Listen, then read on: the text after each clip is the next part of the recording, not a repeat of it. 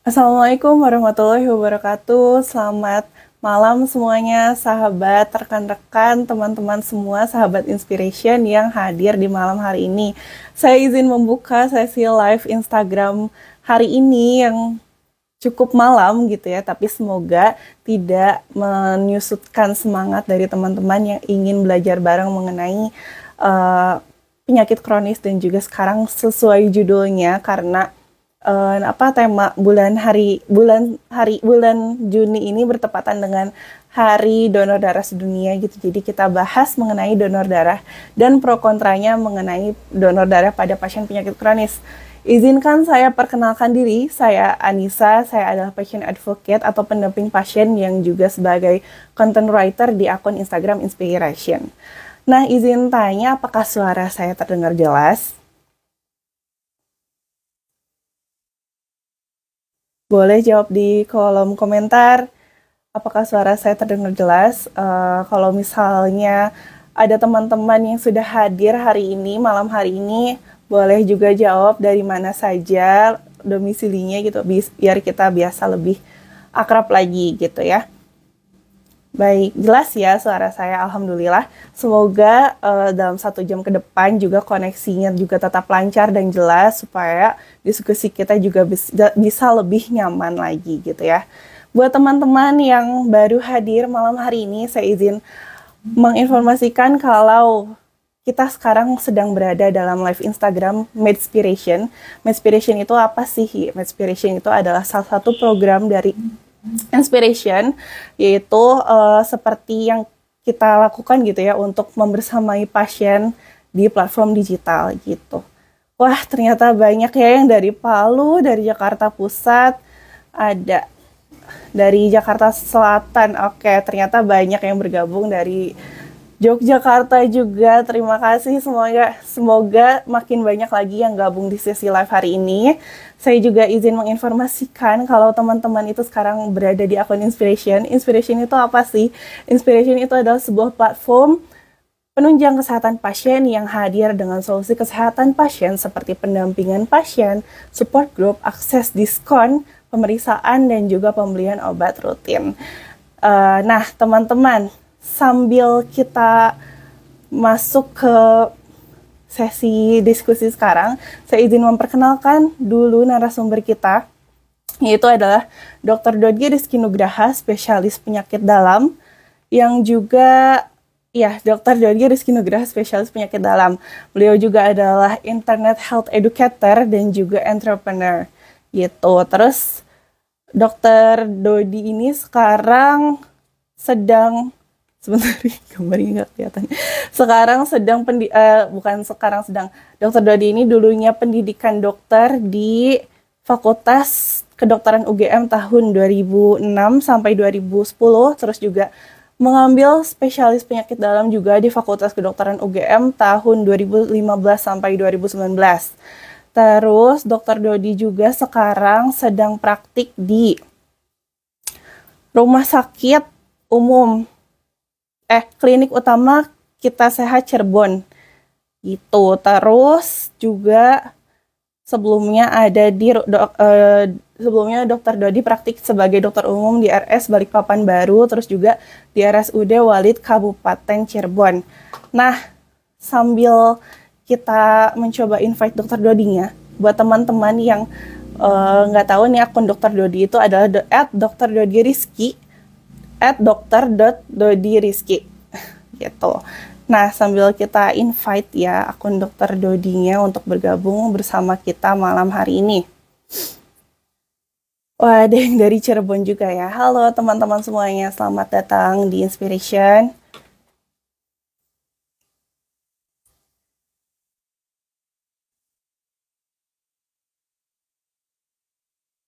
Menunggu, saya izin membacakan dulu kalau acara live Instagram hari ini itu didukung oleh LifePack.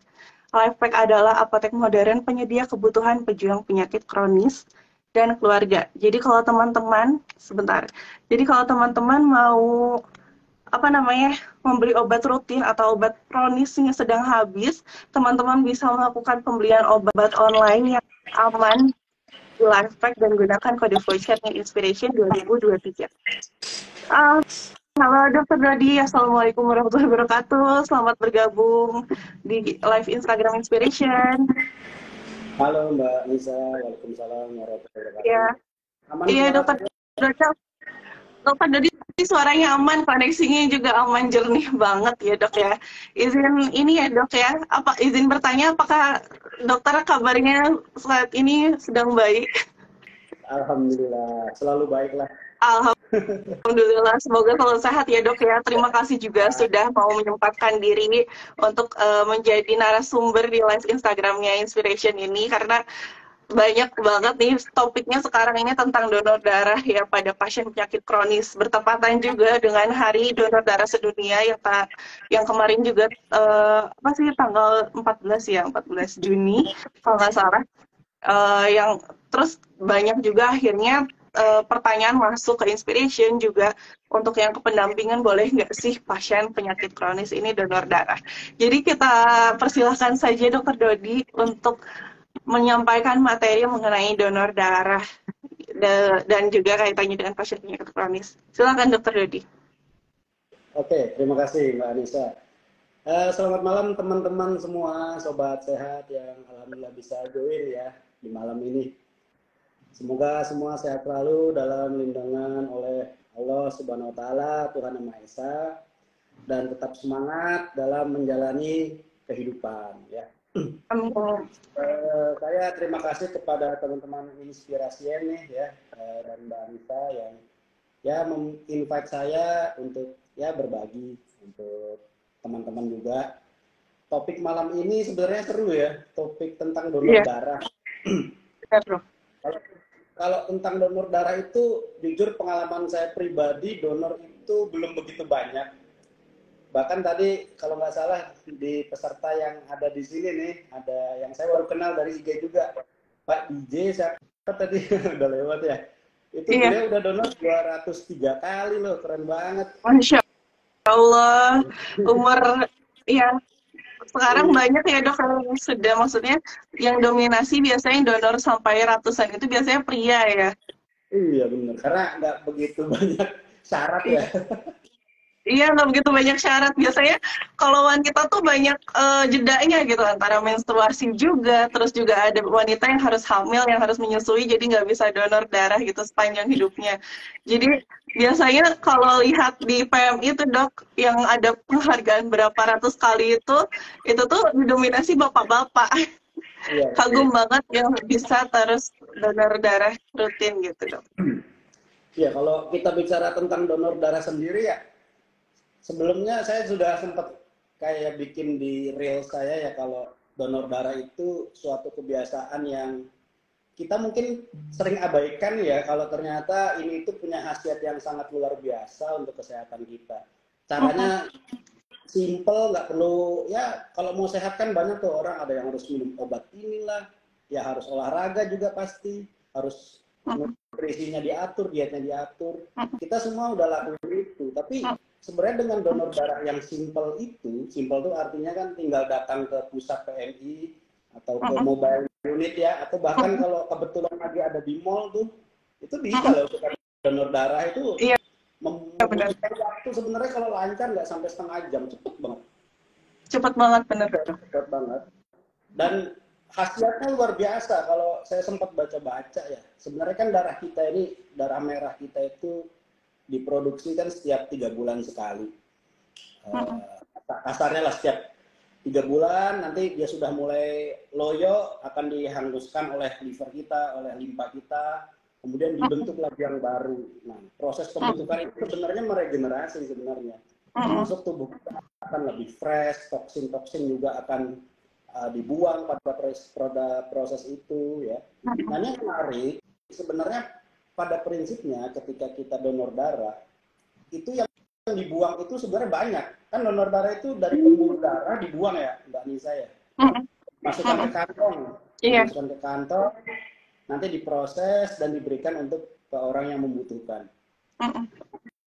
Itu pada prinsipnya banyak zat-zat buruk kebuang juga sebenarnya. Contohnya yang paling nyata itu adalah zat besi yang berlebihan di dalam tubuh kita itu akan dibuang.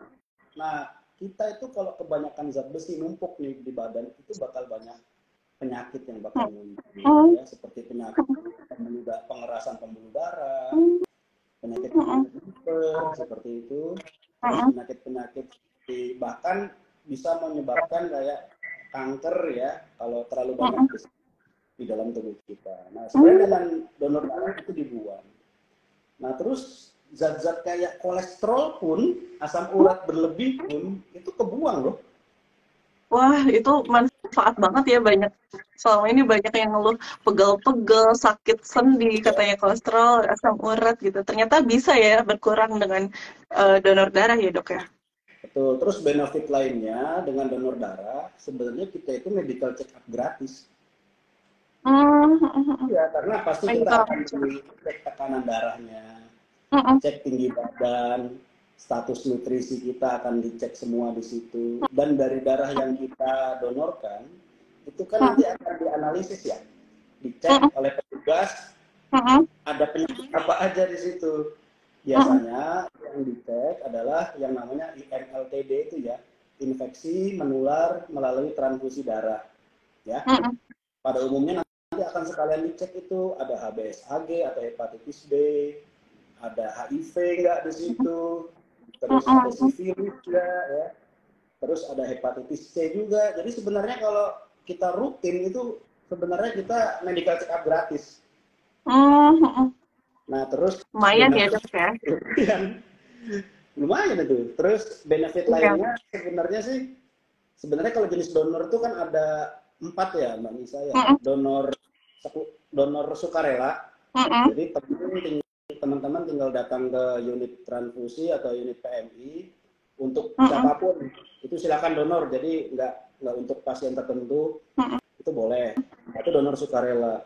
Ada yang namanya donor berbayar. Donor berbayar. Jadi boleh seperti itu, dan itu sah di undang-undang, boleh. Jadi kalau misalkan sah ya, Dok ya? Boleh, ada Permenkesnya nomor 91 kalau nggak salah itu. Itu boleh kalau memang jual beli ya, maksudnya kalau memang ada pasien yang membutuhkan, itu kita dibayar boleh. Di Permenkes nomor 91 tahun 2015 itu boleh. Itu jadi berbayar boleh. Terus yang kedua, donor untuk keluarga sendiri. Nah, itu sangat ya, itu wajar ya, boleh. Iya, wajar. Yang ketiga namanya ada donor afaresis. Donor afaresis ini beda sama donor darah biasa, teman-teman. Ya. Jadi donor darah itu sebenarnya kan ada 2. Donor kita mengeluarkan sel darah kita semuanya, biasanya untuk kebutuhan sel darah merah, transfusi di rumah sakit. Dan yang kedua, donor afaresis, jadi yang diambil plasmanya saja. Darah merahnya malah masuk ke kita lagi, itu ada itu. Itu seperti yang waktu zaman COVID itu bukan sih, Dok? Salah satunya yang itu plasma. terapi. Kan biasanya ada donor plasma konvalesen ya zaman COVID beberapa waktu lalu. Dulu saya pengalaman kebetulan di Sarjito ya, di Yogyakarta ya, ini teman dekat saya sih. Beliau seorang saat itu penyintas leukemia, kebetulan selalu butuh trombositnya selalu turun. Jadi dibutuhkan hanya komponen trombositnya saja. Kebetulan yang mungkin saya badannya besar ya, jadi bisa selalu match sama darah dia. Dan ya alhamdulillah setiap 2 minggu saya donor afaresis itu begitu. Nah ini beda, kalau donor darah merah itu kan sekitar 10 menit udah kelar. Tapi kalau donor afaresis itu sekitar 2 jam sampai 3 jam gitu. Jadi capek tangannya terus. Pegel nungguin. Pegel lah, makanya syaratnya lebih ketat biasanya, berat badannya harus di atas 55 kilo gitu. Biasanya iya untuk afaresis. Pada kenyataannya banyak teman-teman kita yang menjadi pasien ya, terutama pasien-pasien kelainan darah ya, membutuhkan donor tersebut. Sebenarnya mungkin inspirasi yang bisa buat nih teman-teman di masing-masing kota mengakomodir komunitas donor darah tuh. Jadi saya merasakan sekali ya ketika saya sekolah di dalam di bagian hematologi atau kelainan darah itu susahnya minta ampun nyari donor, susah. Benar dok, benar dok. Di Inspiration juga pernah beberapa kali ya. Jadi kan memang ada pasien pendampingan yang sedang dalam kondisi kritis gitu ya dok di Inspiration gitu. Dan kita dampingi selama proses pengobatannya. Waktu itu sempat ada beliau itu pasien paliatif gitu dan butuh beberapa kantung darah dan kita cari kemana-mana itu susah banget. Tapi alhamdulillah ada rezekinya dalam 1 hari itu langsung terpenuhi gitu ya. Kalau nggak salah sekitar 4-5 kantung darah gitu. Dan itu tuh tetap susah gitu karena mencari orang yang suka rela untuk mendonorkan darahnya itu sulit sekali. Betul. Nah, kalau kita bicara donor ya, mungkin teman-teman di sini sudah ada yang pernah mencoba donor. Ada syaratnya. Tidak semua orang itu rezekinya bisa donor darah ya. Katakanlah begitu. Ya syarat umum lah. Kalau syarat umum itu satu berat badan memang. Kalau laki-laki biasanya berat badannya harus di atas 55 kilo ya. Kalau perempuan 45 itu sudah mencukupi sebenarnya berat badan.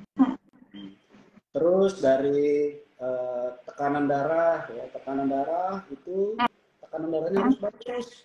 Bagus itu artinya ada rentangnya 90 sampai 160. Jadi kalau tensinya di atas antara rentang itu boleh.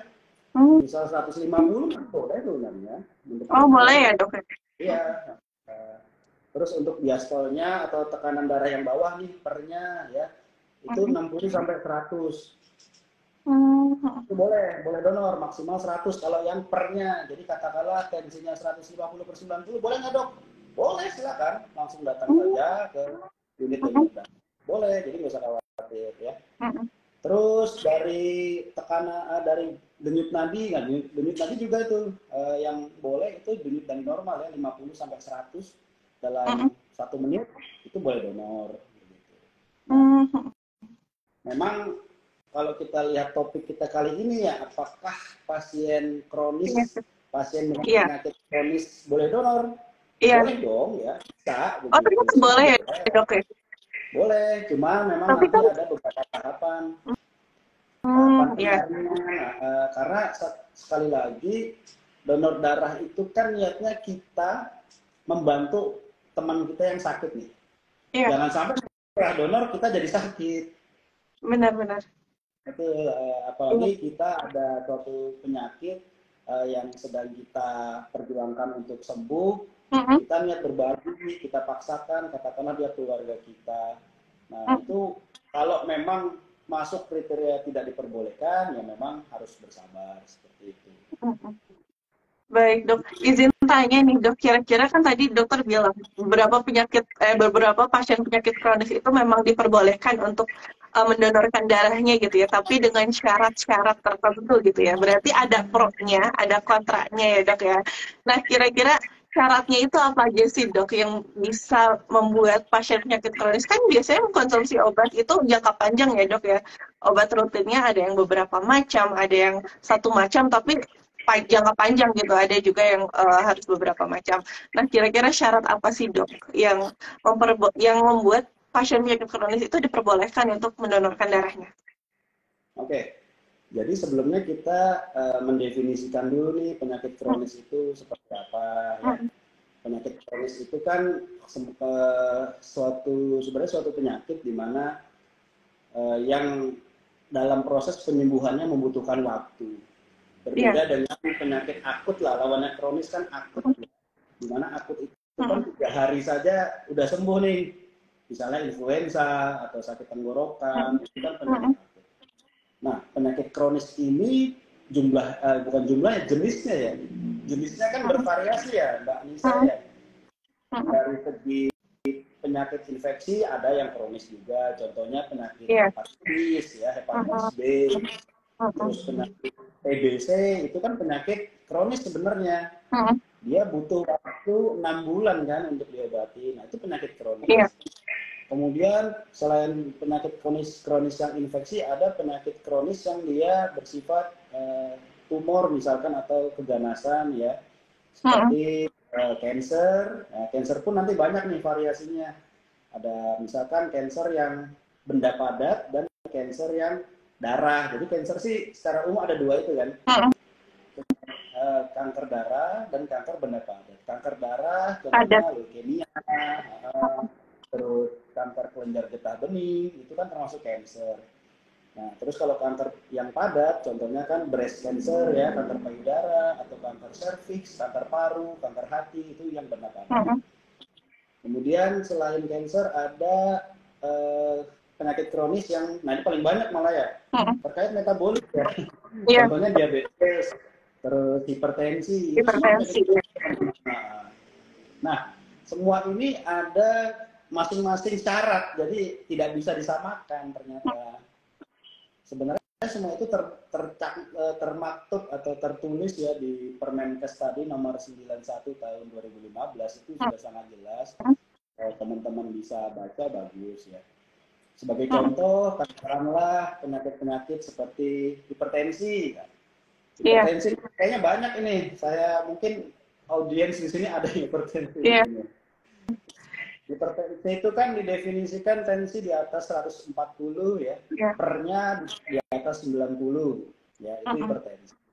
Nah, sebenarnya kalau hipertensi ini selama tensinya di bawah 16, 160 dan di bawah 100, walaupun pakai obat atau nggak pakai obat ya, nggak pakai obat itu artinya dengan gaya hidup ya, turun itu boleh donor dan bagus banget malahan. Jadi orang hipertensi kalau dia bisa donor darah itu bisa menjadi terapi. Oh, berarti itu bisa menormalkan tekanan darahnya itu ya dok ya, karena volume darahnya berkurang gitu ya dok ya. Betul sekali. Seperti itu. Kalau hipertensi silakan donor boleh. Contoh lain pasien diabetes. Ya, kita diabetes ya. Diabetes ya. Selama pasien diabetes ini tidak menggunakan terapi insulin, itu diperkenankan donor, boleh. Meskipun mengkonsumsi obat ya dok ya? Boleh, kecuali insulin. Kenapa? Kalau insulin kan dia obatnya bersirkulasi di dalam darah kan, dan insulin kan memang dapat menurunkan gula darah ya, gula darah. Khawatir nanti si pasien yang dapat donor dari pasien insulin tidak drop gulanya. Tuh. Jadi pasien diabetes yang masih mengkonsumsi obat gula pil silakan ya donor. Itu bagus. Contohnya apalagi nih banyak soalnya ya. Dok, autoimun ya. Banyak teman-teman dari pejuang penyakit kronis di sini yang mengidap autoimun. Oke, autoimun ya. Nah, autoimun.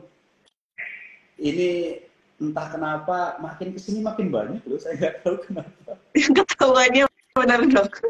Iya, termasuk di daerah saya ini daerah Pantura ya, pengidap Graves disease ya, penyakit hipertiroid itu banyak sekali. Jadi sebenarnya kalau teman-teman di sini bisa apa namanya, nah nih pas ada pertanyaan nih Pita Tosca. Iya, ya Pita Tosca dok.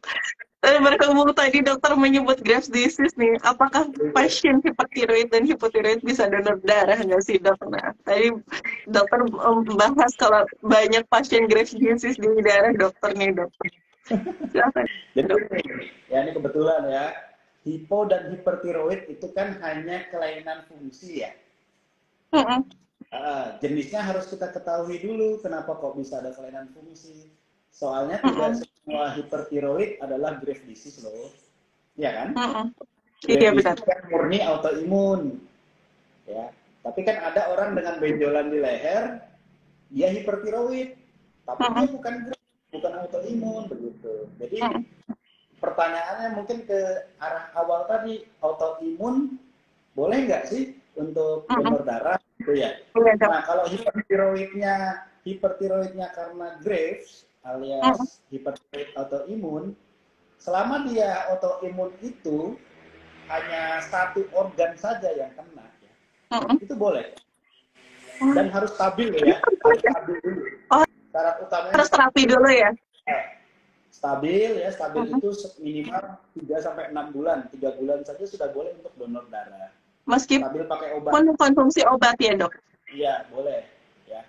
Saat mendonorkan darahnya? Boleh, asalkan stabil. Dan dia harus autoimun yang jenisnya hanya satu organ. Loh, berarti ada autoimun multi organ, Dok. Bener, banyak yang sistemik ya dok ya. Kan Sistemik ini kalau kayak autoimun. Graves' disease, Hashimoto itu kan organ spesifik ya dok ya, hanya menyerang satu organ gitu ya. Diabetes juga hanya satu organ ya dok ya. Ya. Nah misalnya autoimunnya yang seperti lupus nih dok, atau rheumatoid arthritis gitu, atau psoriasis itu gimana dok?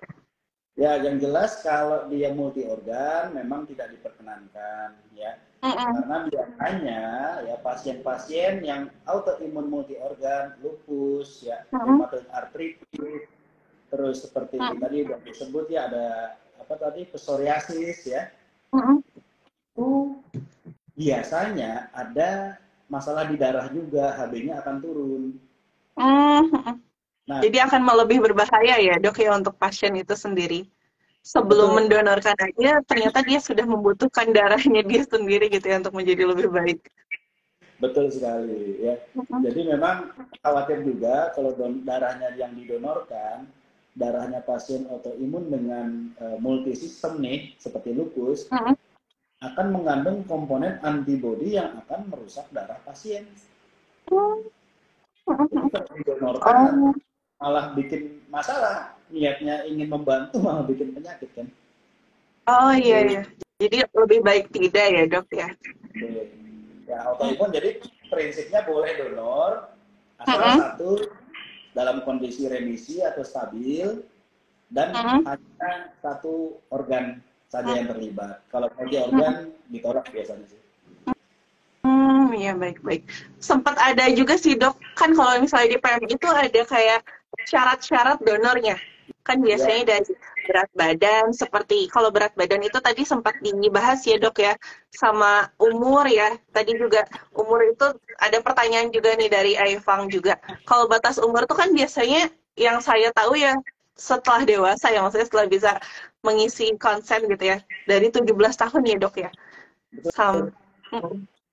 Jadi Sampai untuk 17 tahun sampai kalau di syaratnya sih sampai 60 tahun. 60 tahun pun juga harus dilihat masih layak atau tidak. Tapi kalau orang-orang yang terbiasa donor nih, beliau sudah 60 tahun tapi sudah ratusan kali dan memang fit, itu sampai 65 tahun boleh, sampai 70 tahun pun boleh sebenarnya. Tapi biasanya dibatasi di 65 tahun. Boleh kalau sudah biasa maksimal. Oh iya. Benar. Berarti sebenarnya dari rentang usia aja dari 17 sampai 65 ya dok ya. Sebenarnya 60 tahun itu kalau misalnya udah biasa bisa lanjut ya sampai 70 tahun. Kalau sudah berarti memang dari kebiasaan yang baik itu bisa membawa manfaat untuk tubuh yang jangka panjang ya dok ya. Terus selain umur juga kan tadi berat badan sempat dibahas tadi sama dokter gitu ya, dari kalau perempuan itu 45 kilo ke atas itu boleh ya, kalau di bawah itu belum bisa. Terus kalau untuk pria 55 ya tadi dokter sempat sebutkan gitu ya berat badan. Ya. Dan ada KB minimal 12,5 sih sampai 17 ya. Jadi ada batas-batasnya juga kalau ketinggian. Soalnya ada penyakit-penyakit yang memang dia terlalu banyak darah merahnya, yaitu policythemia vera ya. Itu kelainan darah di mana HB-nya tinggi banget di atas 17 biasanya. Jadi nggak boleh donor untuk donor kalau darahnya terlalu berlebih. Jadi kurang juga tidak boleh, berlebihan juga tidak boleh ya dok ya. Untuk dari kadar hemoglobin itu biasanya dicek dulu kan, di screening juga. Nah ini dok biasanya kan sebelum donor itu selain syarat umur, berat badan dan juga tadi tuh kadar hemoglobin, biasanya juga kan kalau di PM itu ada disuruh kuesioner gitu ya, isi kuesioner gitu yang dicentang-centang gitu ya dok ya. Biasanya itu syarat-syaratnya terkait dengan penyakit menular. Nah, kira-kira penyakit menular apa saja sih dok yang istilahnya dikecualikan gitu supaya tidak bisa mendonorkan darahnya gitu? Ya, kuesioner betul. Jadi saat kita di meja pendaftaran itu disuruh ngisi ya. Biasanya berhubungan dengan profesi, kemudian kebiasaan sehari-hari, ya, terus berhubungan dengan pasangan juga. Iya benar. berhubungan dengan pasangan. Misalkan kalau yang berhubungan dengan pasangan itu biasanya status ya infeksi menular lewat darah kan seperti HIV ya, HIV, hepatitis B seperti itu. Nah, itu akan ditanyakan. Yang kedua, biasanya nih nakes nih, tenaga kesehatan biasanya akan dapat warning khusus biasanya. Contohnya pernah nggak terkena tersuntik jarum misalkan seperti itu. Ya, tersuntik jarum atau pernah melakukan vaksinasi dalam beberapa bulan terakhir. Nah, itu ditanyakan wajib. Nah, terus biasanya berhubungan dengan merokok, alkoholisme itu pasti akan ditanyakan dan tinggal di daerah mana itu penting karena ada daerah-daerah tertentu yang memang disinyalir yang memiliki kebiasaan yang berhubungan dengan penyakit menular lewat darah seperti itu. Tapi kalau di Indonesia sih itu ya insya Allah aman ya, cuman tetap menjadi concern tugas donor darah. Nah dok, gini, balik lagi ke topik yang terkait dengan penyakit kronis nih dok ya. Tadi kan dokter bilang ada pro-nya, ada kontranya. Pasien penyakit kronis ternyata ada yang boleh gitu ya, asalkan dalam kondisi stabil gitu ya. Terus yang autoimun juga tadi dokter bilang yang organ spesifik itu ternyata boleh donor karena yang terkena autoimunnya hanya di satu organ tersebut gitu kan. Tapi yang sistemik mungkin akan lebih berbahaya untuk mendonorkan darahnya karena takutnya menular juga ya. Bukan menular sih, si antibodinya itu ya memperburuk kondisi penerima donornya gitu ya dok ya. Nah tadi juga sempat dokter sempat ini ya bahas mengenai kanker ya dok ya. Ini ada pertanyaan, kanker apa yang boleh donor? Tadi kanker dokter bahas ada kanker yang padat, ada kanker yang di peredaran darah seperti leukemia. Nah ini ada pertanyaan juga dari Mbak Mei Maroni, kalau kanker payudara apakah bisa donor walau CA-nya sudah normal dan sudah menjalani kemo 2,5 tahun yang lalu gitu. Silahkan dok. Baik, jadi yang jelas kalau kanker darah ya leukemia atau limfoma ya getah bening itu biasanya sudah ditolak. Nah tapi kalau bagaimana dengan tumor-tumor padat, misalkan payudara, tumor payudara ya itu boleh donor, tapi ada syaratnya. Syaratnya satu harus sudah bebas tumor ya atau bersih, sudah sembuh bersih minimal 5 tahun. Ternyata tumor padat juga boleh ya dok ya? Boleh. Aku baru tahu. Dan sekarang itu ya alhamdulillah ya pengobatan kanker itu makin kesini makin baik. Jadi buat teman-teman yang memang sedang menghadapi kanker, ikutilah anjuran dari dokter untuk mendapatkan pengobatan. Obat-obat sudah makin baik, terus di cover BPJS juga sudah banyak ya. Jadi kita sembuh lah, optimis saja. Saya banyak merawat pasien-pasien yang alhamdulillah dia bebas kanker dan itu bisa sampai bertahun-tahun, walaupun tetap harus surveillance ya, harus tetap dicek setiap setahun sekali ya. Jadi kalau kanker yang tumor padat itu harus 5 tahun. Tadi ada yang pertanyaan payudara, berarti 5 tahun harus sudah bebas, sudah bersih. Dan satu lagi, tumor padat juga tidak semuanya boleh donor ya. Yang tidak boleh donor adalah tumor padat yang disinyalir diakibatkan oleh virus. Contohnya apa sih dok? Cervix. Kan dia HPV. Oh iya benar. Kemungkinan terjadinya kanker itu karena infeksi HPV. Karena human papillomavirus kan. Jadi kanker cervix biasanya nanti dulu donornya ya seperti itu tidak boleh. Terus nanya ada yang tanya nih kebetulan.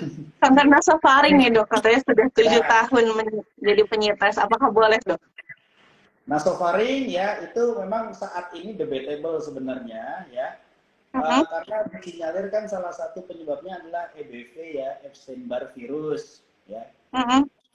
Tapi penyebabnya tidak hanya dari situ sebenarnya, risk factor-nya kan banyak ya. Seperti ya kalau di Indonesia atau di Cina itu kan salah satu risk factor-nya kan kayak genetik jelas ya. Kemudian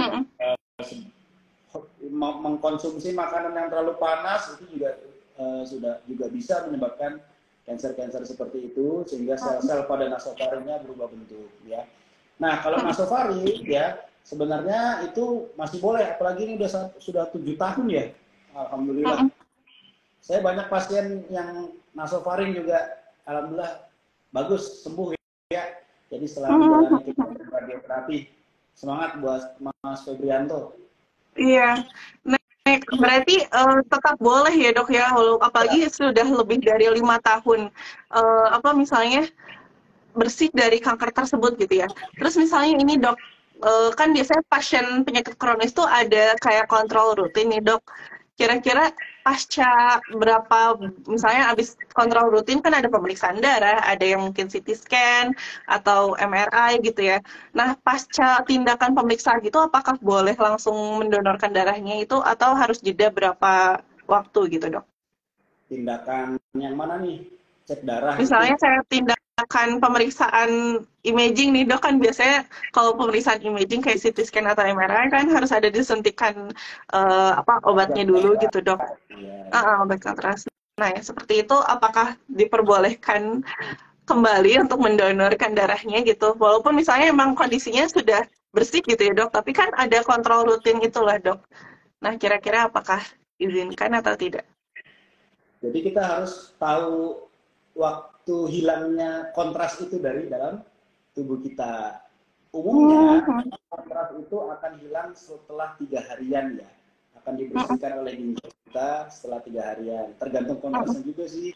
Beda halnya kayak ablasi tuh, ablasi tiroid. Itu kan dia bukan kontras ya, tapi kan dia radioaktif. Nah, kalau kontras itu jeda 1 minggu, biasanya sudah diperbolehkan untuk donor. Untuk 1 minggu silakan donor. Kalau kontras itu 3 hari soalnya sudah dibuang dari tubuh. Tapi kalau ablasi ya, apa namanya tadi, iodin 131 contohnya ya. Iya. Untuk tiroid. Nah, itu kan agak lama, dia baru hilang setelah 2 mingguan. 2 mingguan baru, misalkan pada pasien post ablasi yang screening WBC nih, whole body scan, untuk melihat aktivitas kanker tiroidnya, itu boleh donor setelah 1 bulan biasanya. Oh, ternyata masih boleh ya dok ya? Tapi syaratnya harus remisi ya kalau dia. Harus remisi. Iya. Berarti yang kayak berhubung tadi juga sempat dokter membahas tentang kanker tiroid nih dok. Nah kanker tiroid gimana dok? Apakah bisa donor sedangkan konsumsi obat pengganti hormon setiap hari? Boleh. Boleh juga dok. Tapi kan harus sudah stabil ya. Iya benar. Jadi obat hormon itu kan dia bukan untuk menghilangkan tumornya ya. Iya, hanya mengganti hormon saja. Iya, benar. Walaupun ada tujuan lain, yaitu untuk menekan biar sel tumor itu tidak tumbuh. Tidak kambuh kembali. Ya, kanker tiroid masih boleh diperkenankan asal dari hasil scan-nya, dari hasil evaluasinya 5 tahun ya stabil. Berarti bisa donor kembali setelah 5 tahun ya dok ya? Kalau yang pasca operasi itu lebih baik jangan dulu. Belum ablasi kan? Iya, belum ablasi ya. Tapi maksudnya kan memang sekarang kalau nggak salah kanker tiroid itu nggak semua kanker tiroid diablasi nih dok. Ya, zaman sekarang di komunitas Pita Tosca yang juga di Inspiration juga banyak ya dok ya. Yang curhat gitu, kalau ini ada dari komunitas Pita Tosca kemarin juga sempat dibahas kalau nggak semua kanker tiroid itu diablasi gitu, ada yang hanya dioperasi aja. Nah itu seperti itu bagaimana dok? Apakah harus nunggu masa bersihnya itu yang 5 tahun terlebih dulu atau gimana dok? Betul, kalau kanker tiroid sebenarnya kan ada stratifikasi ya, low risk, medium risk, ya, sama yang high risk. Medium dan high risk itu kan akan langkahnya ke ablasi. Kalau low risk itu sudah tinggal diambil, ya kan? Tapi jangan lupa low risk itu kan tetap harus membutuhkan surveillance juga. Kita tidak tahu nih low risk ini nanti apakah akan berkembang atau tidak. Jadi tetap sama 5 tahun dia benar-benar tidak ada pertumbuhan tumor lagi, baru boleh donor. Tapi ternyata boleh ya setelah 5 tahun ya dok ya. Selama ini karena maksudnya gini dok, di PMI sendiri kan ada tulisan kanker ya dok ya, yang pasien kanker itu nggak boleh donor sama sekali gitu. Jadi ternyata ada pengecualian gitu, dikira hanya semua pasien kanker, baik yang baru kanker atau yang sudah lama gitu. Tapi ternyata ada diperbolehkan ya dok setelah masa tertentu, apalagi setelah stabil dan remisi ya dok ya. Ya, Itu apalagi yang kanker padat itu ya, pokoknya yang kanker padat itu syaratnya 5 tahun bersih dulu ya dok ya, 5 tahun harus bersih. di harus di garis bawah ini 5 Jadi tahun bersih. ada yang namanya penolakan permanen, ada yang namanya Mm-mm. penolakan sementara, begitu. Mm. Nah, penolakan sementara ini tentu berdasarkan dari kajian-kajian para ahli. Mm. Makanya ada Permenkes terbaru tentang donor Mm. darah ini, itu kan paling baru tahun 2015. Mm. Itu termasuk baru hitungannya kan. Karena dia Mm. mengkaji ya, pertama kebutuhan donor darah sendiri itu juga besar kan. Dan kalau Iya. dilihat makin ke sini, pasien dengan penyakit kronis itu makin banyak. Gitu. Mm. Jadi kalau semua penyakit kronis dia ditolak, nanti pendonor akan sedikit. Dan jangan Iya, lupa, iya, benar. donor darah itu sendiri kan sebenarnya suatu ya ikhtiar untuk kesehatan sebenarnya. Iya, benar. Pasien-pasien kronis mana nih yang boleh donor itu dikaji ulang dan tentu dari Mm. berdasarkan penelitian-penelitian. Makanya Mm. kalau kita lihat di Permenkesnya itu ternyata banyak sekali penyakit-penyakit ya Mm. yang kita kira oh nggak boleh. Lah saya nggak mau donor lah, saya ada darah tinggi. Ternyata malah Mm. boleh gitu. Kayak penyakit Oh. jantung saja ya. Ya itu Mm. kalau jantung lah nih, ini jantung belum ada nanya ya. Iya. Padahal banyak ya dok ya pasien penyakit jantung, mungkin nggak ada yang nonton hari ini. Penyakit jantung kan banyak ya, penyakit jantung yang Mm. ya sudah sama sekali berhubungan dengan kekentalan darah, misalkan Mm. kayak serangan jantung ya, Mm. pasang ring, nah itu nggak boleh kalau itu memang Mm. nggak boleh ya. Mm. Tapi kalau penyakit jantung yang sekiranya hanya tidak berhubungan dengan program suatu penjendalan darah ya, itu boleh ya, masih diperkenankan seperti itu. Malah bisa mengurangi resiko perburukan kondisi ya dok ya, karena apa misalnya kayak kalau penyakit jantung juga kan berkaitan juga dengan tekanan darah, itu tadi di awal dokter juga sempat ngomong gitu ya, biasanya penyakit jantung juga banyak berkaitan juga dengan tekanan darah ya dok ya. Betul. Nah dok, ini ada pertanyaan nih dok dari DG_call. Berapa lama seseorang boleh donor setelah operasi? Ini tapi nggak dijelasin operasi apa. Operasi apa itu contohnya? Saya cari pertanyaannya ya dok ya. Kayaknya nggak ada deh. Nggak, dia tidak menjelaskan operasi apa saja, tapi dia nanya berapa lama boleh donor. Operasi minor sama operasi apa namanya? Operasi yang Besar. kan berbeda ya. Mm-mm. Sebenarnya kalau operasi atau terapi pembedahan itu tidak ada Mm-mm. di Permenkes itu saya baca tidak ada kriteria harus berapa minggu atau berapa bulan. Ketika pasien sudah dinyatakan pulih, ya itu boleh donor. Silakan. Misalnya habis patah tulang ya, Iya. habis ganti pen ya, itu ketika fit silakan donor, nggak ada masalah. Oh, bisa ya dok ya, asal misalnya kan kalau operasi ada pendarahan, mungkin perbaiki dulu ya kadar hemoglobinnya itu ya dok ya. Syaratnya ke syarat HB ya. Iya, syaratnya hanya dari HB aja ya dok ya, berarti nggak ada berapa lama batas jedanya, yang pasti kamunya harus fit dulu ya, harus pulih dulu setelah operasi tersebut gitu. Misalnya paling sering habis usus buntu ya. Iya ya. Ya usus buntu itu ya harus fit sekali gitu, maksudnya dia sudah tidak ada keluhan di perutnya dan bisa beraktivitas, silakan. Tapi ada kalau nggak salah di Permenkesnya itu kalau habis cabut gigi tuh, justru cabut gigi itu ada jeda 1 minggu. Oh, harus jeda dulu ya. 1 minggu baru diizinkan untuk donor. Tapi berarti tetap bagus ya, maksudnya nggak banyak pasien yang dibatasi sebenarnya, tapi selama ini yang tersebar di masyarakat, info-info yang ada di masyarakat itu yang boleh donor tuh cuman yang sehat 100%. Maksudnya zaman sekarang ya dok, kayaknya susah ya nyari orang yang full sehat gitu ya. Iya, sekarang itu kayaknya kita semua ya amit-amit sih dengan gaya hidup saat ini berangkat itu ke chronic disease kan dengan lifestyle yang saat Hmm, ini gitu. iya benar dok. Nah, Kebutuhan donor tinggi. Kebutuhan donor tinggi. Tapi banyak banget pasien yang butuh gitu ya, terutama yang pasien-pasien penyakit kronis, mungkin ada yang sedang butuh darah untuk kebutuhan operasi, atau juga pasien-pasien kelainan darah yang kayak thalassemia atau apa sih? Thalassemia sama apa? Kelainan darah lain gitu ya. Saya lupa namanya gitu dok. Nah dok, tadi berhubungan dengan Permenkes gitu dok, gimana sih dok peran tenaga medis, terus juga komunitas pasien, caregiver, lembaga pemerintahan, lembaga swasta dalam melakukan edukasi tentang sosialisasi tentang donor darah, dan juga kaitannya dengan pejuang penyakit kronis nih dok. Karena yang tadi kita bahas ya dok, karena selama ini jarang banget gitu dok.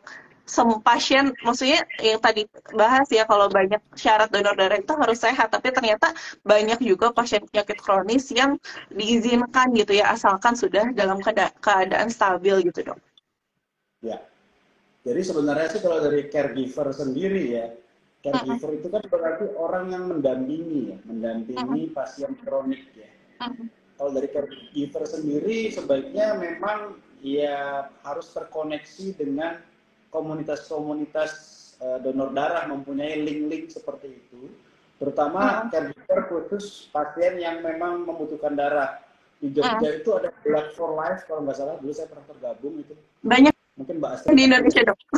Kenapa? Ada banyak cabangnya di Indonesia. Banyak ya, iya. Iya, saya ikut soalnya. Oh ikut juga, betul. Iya. Jadi sebaiknya kalau bagi teman-teman yang peduli nih ya, teman-teman yang concern, itu sangat baik untuk bergabung komunitas donor darah. Yang saya tahu Blood for Life itu ya, kalau nggak salah satunya.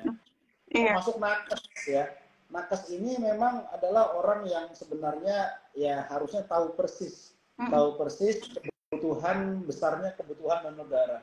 Contohnya kayak di rumah sakit tempat saya bekerja, kami itu kalau mau mengambil darah itu harus berjalan sekitar 120 km dari tempat kami. Kebetulan saya bekerja di RSUD yang ya remote ya, di desa ya, jadi bukan di kota Cirebon ya. Itu kebutuhan darah itu sangat besar sekali, tapi stoknya susahnya minta ampun. Tidak jarang pasien itu harus membayar. Jarang pasien harus membayar. Tidak jarang jadi pasien banyak yang beli bahan. Oh, jadi justru harus membayar untuk mendapatkan darah itu ya? Jadi ada orang untuk yang mau donor, itu sering sekali. Padahal sebenarnya kalau punya suatu komunitas seperti itu di masing-masing kota itu akan sangat membantu. Nah, dan stakeholder itu berarti kan dinas kesehatan, pemerintah, kementerian, itu selayaknya memfasilitasi unit-unit transfusi darah, dalam kurung di sini akses untuk mempermudah mendapatkan stok darah tersebut. Memang ada yang namanya bank darah dan ada juga yang namanya unit transfusi kan. Kalau bank darah kan dia hanya bisa naruh darah nih, nggak bisa melakukan pengolahan darah. Nah, unit transfusi terbatas hanya pada kota-kota atau tempat-tempat yang sentral di kota tersebut. Tapi kenyataannya sekarang masyarakat Indonesia itu kan di mana-mana ya. Di pedalaman juga ada. Nah, bank darahnya masih terbatas. Jadi kalau dari segi stakeholder ya sebaiknya harus membuat regulasi yang mempermudah untuk pengambilan darah. Berarti selain peran dari caregiver sendiri gitu ya, terutama untuk pasien-pasien yang memang rutin membutuhkan transfusi darah rutin gitu ya. Nah, untuk lebih aktif gitu ya, untuk mencari komunitas-komunitas donor darah gitu ya, untuk lebih mempermudah gitu ya, karena kan apalagi untuk yang di kota-kota yang bukan di kota besar gitu ya, kayak daerah Dokter Dodi tadi harus berapa ratus kilo untuk mencapai pusat donor darah, itu kan kayaknya akan memakan waktu ya, apalagi kalau misalnya kondisi pasiennya sudah kritis, itu takutnya malah menunda pemulihan gitu. Terus dok, ini ada pertanyaan, ini bukan pertanyaan dari kolom komentar, tapi dari yang list yang saya ini ya dok, izin tanya nih dok, syarat untuk pasien penyakit kronis nih dok, untuk akhirnya bisa mendonorkan darahnya itu apa aja sih dok? Selain yang tadi stabil itu, misalnya syarat-syarat tertentu, selain yang donor darah, selain yang berat badan, tinggi badan, kadar hemoglobin dan yang tadi kita bahas gitu ya dok, yang dikhususkan untuk pasien penyakit kronis. Yang dikhususkan untuk pasien penyakit kronis, sebenarnya ini pertanyaannya general sih ya. Iya. Ya, isinya sebenarnya kalau mau dirangkum cuma ada 2 syarat bagi pasien penyakit kronis untuk bisa mendonor. Yang pertama, dengan mendonorkan darah, dia tidak membahayakan dirinya sendiri. Yang kedua, dengan mendonorkan darah, darahnya tidak membahayakan pasien yang akan menerima darah. Ya, secara garis besar itu ya. Dan di mana penyakit kronis ini berbeda-beda jenisnya dan juga memiliki berbeda-beda syaratnya ya. Andai kata memang tidak diterima atau ditolak oleh unit PMI-nya untuk tidak donor, itu insya Allah yang terbaik ya. Terbaik untuk pasien dan terbaik untuk teman-teman sendiri. Diri sendiri. Tidak perlu berkecil hati. Insya Allah sih masih banyak cara lain kita untuk bisa membantu kan. Saya yakin kok teman-teman yang penyakit kronis ingin donor darah itu memiliki rasa kepedulian yang tinggi. Pasti membantu, misalkan ada seorang pasien dengan leukemia yang membutuhkan darah ya, atau ingin membantu keluarganya yang habis sesar misalkan untuk tambah darah. Tapi ya itu, saya yakin semua memiliki niat dan kepedulian yang sangat tinggi, tapi memang tentu kita harus berpikir kalau kita donor kita bakal safety atau enggak, seperti itu, dan pasien akan safety atau tidak, dan semua itu tentu sudah diatur, diregulasi oleh fasilitas-fasilitas atau ahli-ahli yang berhubungan dengan transfusi darah.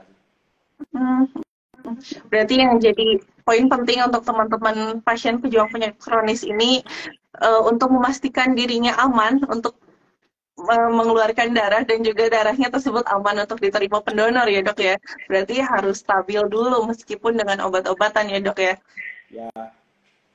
Dan yang paling penting sih dok, tanya juga dokter yang merawat dirinya, bukan sih dok, pendapat dokter pribadinya gitu, maksudnya dokter yang merawat dirinya gitu.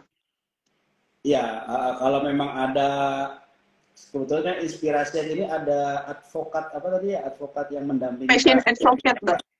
Pasien advocate ini kan bisa ditanyakan juga sebenarnya layak nggak sih saya donor darah seperti itu. Tapi bisa jadi ya ketika seorang dokter nih, dokter pribadinya membolehkan, namun dari unit transfusinya yang tidak memperbolehkan, itu sangat mungkin terjadi seperti itu. Sangat mungkin ya. Berarti harus dapat 2 persetujuan itu ya dok ya? Pasti kita kan tidak bisa memaksakan suatu SOP yang sudah terbentuk ya. Iya. Iya. Betul. Jadi seperti itu. Dan ketika tidak bisa donor darah, ya sudah, maksudnya kita fokus untuk kesembuhan kita, untuk kesehatan kita dulu saja begitu. Iya, berarti memang fokus untuk kesehatan diri dan juga izin dari dokter, terutama dokter yang men-screening saat hendak donor darah itu ya dok ya. Nah ini dok, ada pertanyaan. Tadi kan dokter sempat bahas tentang pasien penyakit jantung nih dok. Izin tanya dok, untuk pasien yang pernah kena serangan jantung dan kondisinya saat ini stabil dengan obat, ada pertanyaan yang sebelumnya nggak cukup stabil dengan obat, apakah boleh donor gitu dok? Ya. Jadi kalau asumsi saya, serangan jantung itu kan ada penyumbatan di arteri koroner ya, pembuluh darah koroner. Itu masuk kriteria penolakan sebenarnya. Karena bagaimanapun juga ketika sudah terjadi penyumbatan di pembuluh darah jantung ya, itu ketika darahnya akan dikeluarkan nih dari si tubuh pasien, ada resiko jantungnya akan kekurangan darah malahan. Padahal jantung sudah tersumbat. Aliran darah ke jantungnya sudah berkurang, ketika darahnya dikeluarkan lagi makin berkurang dan ada risiko serangan berulang. Nah, penyakit jantung yang boleh sebenarnya adalah penyakit jantung yang selain serangan jantung lah gampangannya gitu. Contohnya penyakit jantung hipertensi, ada itu istilahnya ya. Jadi jantungnya sebenarnya masih baik, tapi karena dia penderita hipertensi ya, otot-otot sel jantungnya itu sudah mulai membengkak. Sudah mulai. Nah, itu masih diperkenankan seperti itu. Masih tapi tahap awal ya dok ya? Ya, tapi kalau sudah berbau sumbatan itu artinya aliran darah yang menyumbat, nggak lancar. Mm-mm. resiko serangan jantung berulang itu besar. Jadi Oh, memang ditolak. jadi ditolak ya dok ya. Nah, pas juga nih dok, tadi kan dokter sempat bahas tentang kebiasaan pribadi nih dok. Ini ada pertanyaan, titipan katanya dari akun Passionpreneur. Izin bertanya, pasien pankreatitis yang bertato lebih dari 5 tahun. Jadi kan memang tadi sempat ya ada pertanyaan yang di kuesioner ini, apakah sempat apakah memiliki tato gitu kan? Tato kan proses pembuatannya menggunakan jarum nih dok. Nah tatonya itu ternyata sudah lebih dari 5 tahun. Apakah diperbolehkan untuk donor darah atau tidak dok? Ya mungkin kalau teman-teman ini ngikutin pemain bola ya, kenapa sih Cristiano Ronaldo nggak bertato ya? Katanya kan biar bisa donor ya, biar bisa donor darah ya. Tapi prinsipnya gini, kalau yang di Permenkes yang terakhir ini sempat saya baca, tato ya itu tetap akan boleh donor, tapi darahnya akan dulu. Tetap kan Dicek dulu. kalau donor boleh, tapi nanti kan donor darah itu kan tetap akan disaring nih, Iya. disaring namanya ya. Ya tadi infeksi menular itulah yang akan dicek. Kalau ada ya darahnya akan dihanguskan. Kalau mendonor silakan. Jadi memang mungkin bisa aja ya saat donor itu bisa diambil darahnya gitu, tapi belum tentu darahnya itu bisa sampai ke penerima ya dok ya.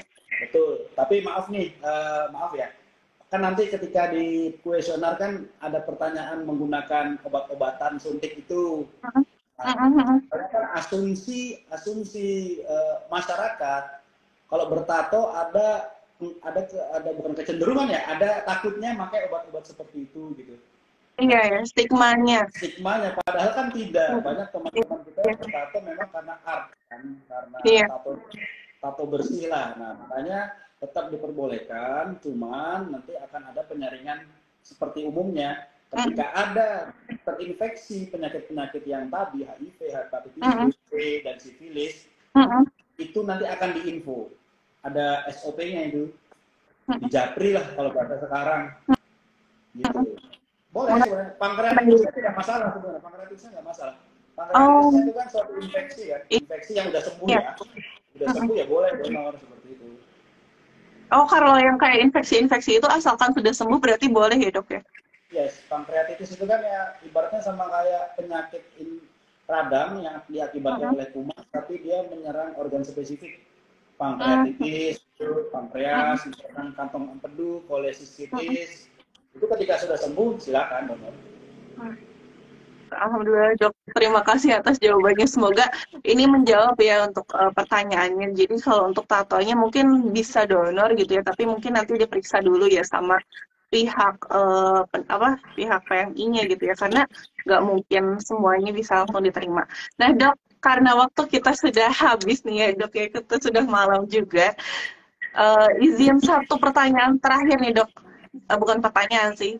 Izin ini dok, menanyakan, bukan menanyakan, apakah dokter Dodi bisa memberikan kalimat-kalimat penguatan untuk pasien penyakit kronis dan juga untuk yang akhirnya akan mendonorkan darahnya gitu dok, supaya berani atau mungkin siap gitu dok. Silakan dok. Oke, ya ini mungkin inspired by pasien-pasien saya juga ya. Soalnya kebetulan kan saya di penyakit dalam banyak pasiennya kronis semua, banyak yang down kayak gitu ya. Jadi saya selalu mengatakan ke pasien-pasien saya yang dia ibaratnya jatuh lah ya. Yang pertama, Allah itu tidak akan memberikan cobaan di luar batas kemampuan. Pertama itu.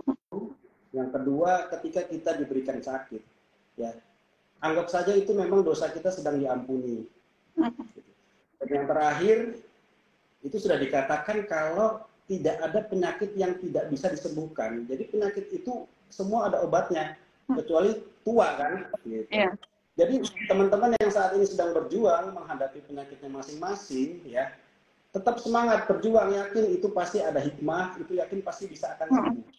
Ya, bagi teman-teman yang ingin melakukan donor darah, ya selama memasuki atau mengikuti syarat-syarat tadi, silakan, ya.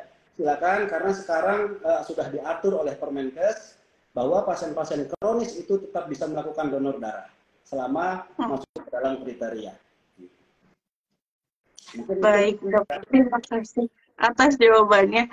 Jadi kita sudah diatur oleh Permenkes kalau pasien penyakit kronis itu bisa mendonorkan darahnya. Harus di garis bawah ini, Dok. Supaya bisa menjawab pertanyaan teman-teman. Nih, Dok, terima kasih Dokter Dodi atas waktunya, meluangkan waktunya di tengah kesibukannya untuk menjadi narasumber di live Instagram Medspiration hari ini. Semoga Dokter Dodi sehat selalu ya, Dok ya. Terima kasih juga atas ilmunya.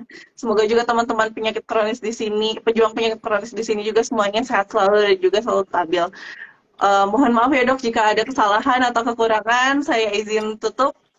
Terima kasih Dokter Dodi. Assalamualaikum warahmatullahi wabarakatuh. Bisa.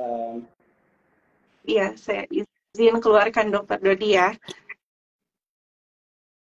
Teman-teman, jadi terima kasih yang sudah menyimak live Instagram Inspiration hari ini. Semoga bisa membantu menjawab pertanyaan teman-teman semua ya. Kalau ternyata pasien penyakit kronis itu ternyata sudah diperbolehkan untuk mendonorkan darahnya sesuai dengan Permenkes tahun berapa tadi saya lupa.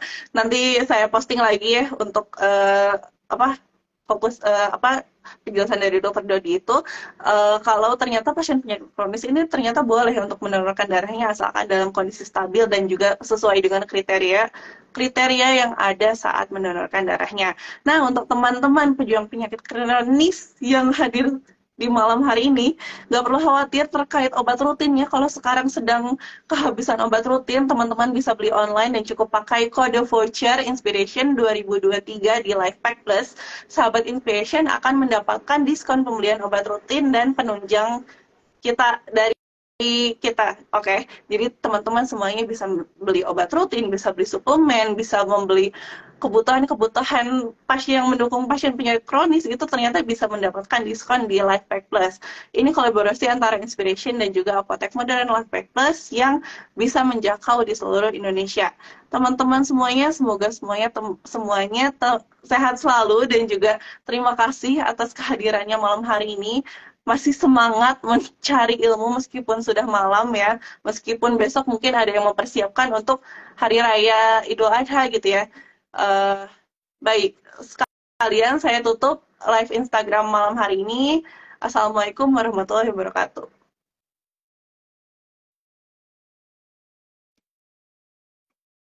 Kadang jadi passion.